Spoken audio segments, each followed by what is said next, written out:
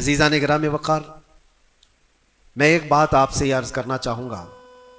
اللہ کے نبی صلی اللہ تعالیٰ علیہ وسلم نے اسی لیے بار بار ہمیں تنبیہ فرمائی کہ جو چیز ہمیں ہمارے مقصد سے پھیرتی ہے وہ کون سی چیز ہے، کس لیے انسان غافل ہوتا ہے اور کیوں بھٹک جاتا ہے، کون سی چیز ہے۔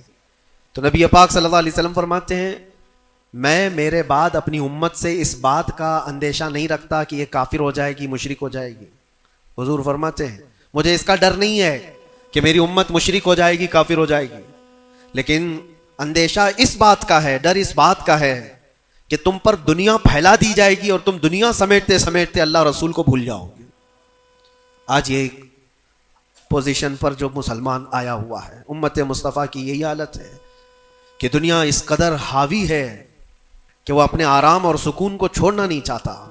جو کمفرٹ زون میں جینے کا عادی ہو گیا ہے اسے آج مشکلات کا سامنا کرنے کی ہمت نہیں ہے۔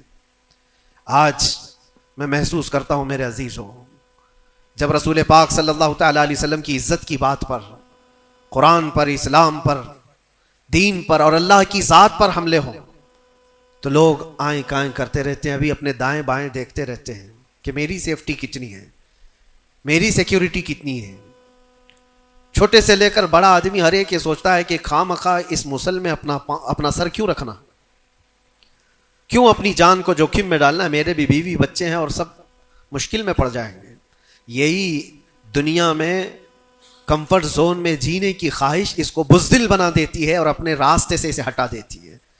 کبھی کبھار یہ بھی تو سوچا ہوتا کہ بیوی بچے اور گھر بار اور جائیداد اور بزنس صرف ہمارے نہیں، صحابہ کے بھی تھے، جو رسول پاک صلی اللہ تعالیٰ علیہ وسلم کے سچے غلام ہیں، ان کی بھی جائیدادیں تھیں، ان کے بھی مال و اولاد تھے، ان کی بھی بیوی بچے، لیکن کبھی عظمت مصطفیٰ اور دامن مصطفیٰ کے بیچ دنیا کی کسی چیز کو انہوں نے کبھی آنے نہیں دیا ہے۔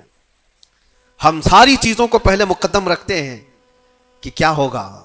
میرے عزیزوں، ایک صحابی رسول کی بات اگر عرض کروں، ابو دحدہ ایسے مالدار صحابی تھے جن کا باغیچہ پورے مدینے میں سب سے قیمتی باغیچہ تھا، سب سے قیمتی باغیچہ تھا، اور ان کے باغیچے کی کھجوریں سب سے مہنگی کھجوریں۔ ابو دحدہ کے باغیچے کی شہرت تھی مدینے میں، مسجد نبوی میں بیٹھے ہوئے تھے۔ حضور پاک صلی اللہ تعالیٰ علیہ وسلم کے پاس ایک مسئلہ آیا تھا، ایک یہودی کا اور ایک مسلمان کا، ایک دوسرے صحابی کا۔ اس یہودی کے اور مسلمان صحابی کے درمیان جو مسئلہ وہ تھا ایک درخت کو لے کر کے، کھجور کی۔